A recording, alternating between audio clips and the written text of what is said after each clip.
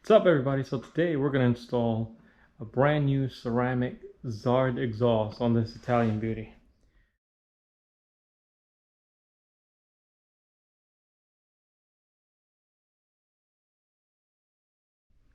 First thing we're going to do is do a sound test of the stock exhaust using the decibel meter on my iPhone. Okay, before I get too crazy with this, let me tell you what needs to come off so you can do this yourself. You've got to take this cover off. The reason you got to take this cover off is because you got to get the battery out. And see this little cable down here? That has to come off as well. The reason the battery has to come out is because there's a screw on the back side of it that holds the heat shield for the other side. And that's the only way to get to it because it's hidden behind the battery. The only thing holding on this muffler on this side is there's a bolt here you can see right under the suspension. That's the only thing holding it up on this side. And there's some hangers as well. And you go to the other side of the bike. And on this side of the bike, surprisingly, the only thing holding it on is up here. And it's tight fit into here. Take that spring off. And unfortunately, you've got to take this off because this is so tight, there's no way you're going to get it off. I have seen a video of a guy in Italian service center, or maybe it was at Zard itself, I'm not sure, be able to get this exhaust off without moving that pipe. I've tried it a couple times when I've changed the suspension. I have not been able to do it. So I'm going to do it that way. Take that off. Not only do you take this off, you see this heat shield underneath, that has to come off as well. So I've had the exhaust on and off numerous times. It's not super hard. It's actually easy. It's easier with two people, but you can do it by yourself, and I'm going to show you how in this video. All right?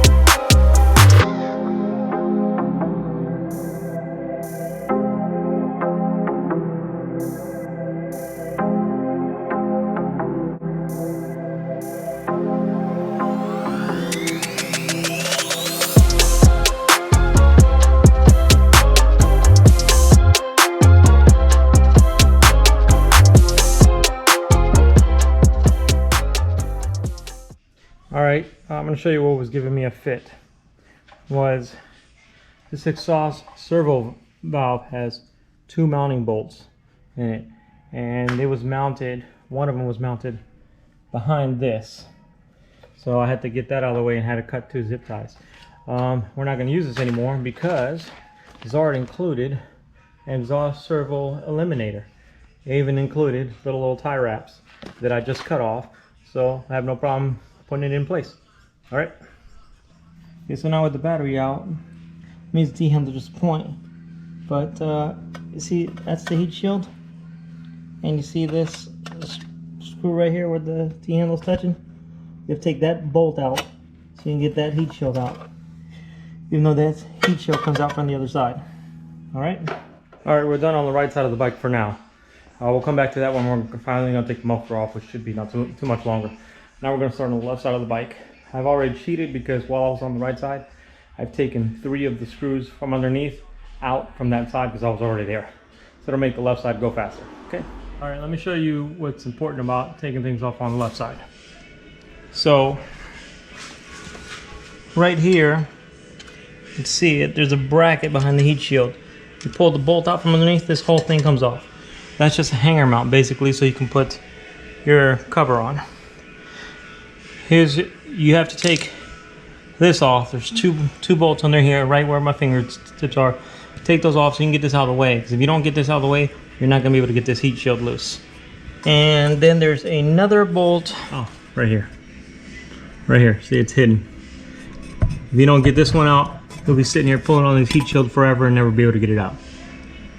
So that's really the only important thing. Once you get it all out, let me pop this cover off. I'll show you what's the most fun part of this project. So I don't know if you can see it, but there's a header bolt here. There's a header bolt back there, and then there's one on the back side you can't see, that you have to get it from underneath using the holes in the plastic tray and some extensions. You get those three out, then you can pull the whole exhaust off.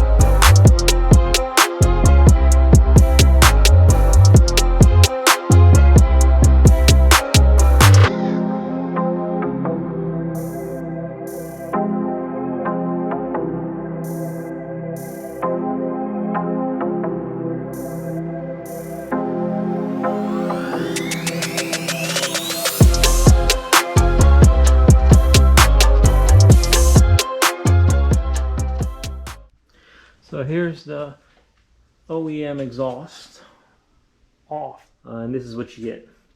Ceramic Zard silencer, carbon fiber heat shield, nice Y pipe, and this weighs 1/3 of that. Can't wait to see how it sounds and install on a bike.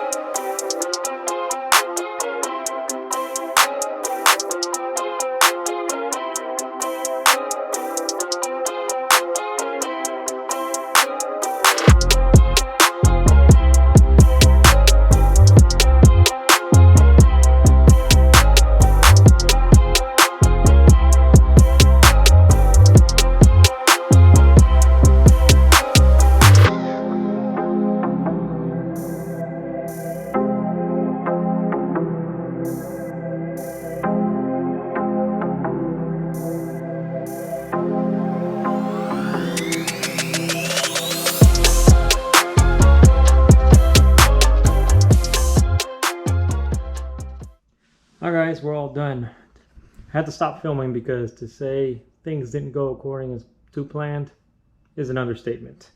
The main problem was this dog bone. This is an adjustable dog bone, so you can adjust your seat height. If you use that with the Zard exhaust, it touches the subframe. Take that out and reinstall the original one. Luckily I had it on hand, and it took me a lot longer. You can see right behind the Öhlins shock, the original one is back in place. And I could show you exactly where it was touching. Even afterwards, it's super close. So right here, the carbon fiber hugger they send you does touch, but this does not touch the swing arm anymore. The reason they send you a carbon fiber hugger is because your OEM hugger will not fit between the Zard exhaust and the subframe. Alright, we're going to do the decibel meter test with the Zard, with the new blah blah blah. Okay, we're going to do the decibel meter test with the new Zard exhaust, no silencers. I'm going to hold it in the same place that we held it the last time with the stock exhaust.